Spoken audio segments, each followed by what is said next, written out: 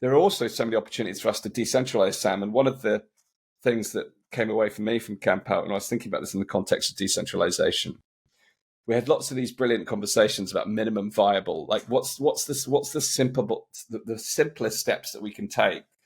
Last year we had some stuff on going off grid, and it would be like how to go completely off grid, which is a lot of steps, and for a lot of people to unplug that far, is not actually desirable for a lot of people. Not realistic or desirable, or even what's going to be their best path either. Yeah, so I'm curious now, like that idea of minimum viable decentralization, like what? Yeah.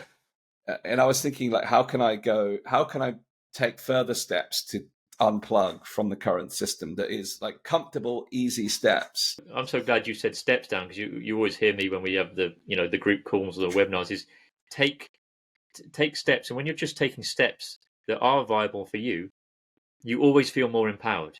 If you try and bite off more than you can chew and you're trying to go for the ultimate panacea, often that leads to greater stress and you feel less empowered. So it almost come back to your gut and think, I always say to people, whatever decision you're going to make, do you feel better for having made it?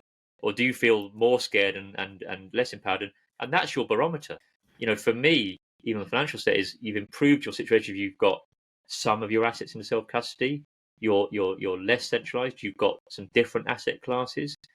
For me, local speak family, we've found somebody who grows food, and there's an energy exchange there. So there's food coming locally, and giving yourselves a pat on the back for even being on the journey. Even for showing up and saying, I want to be on the journey, because that's what a lot of people are not answering that call. We're answering that call.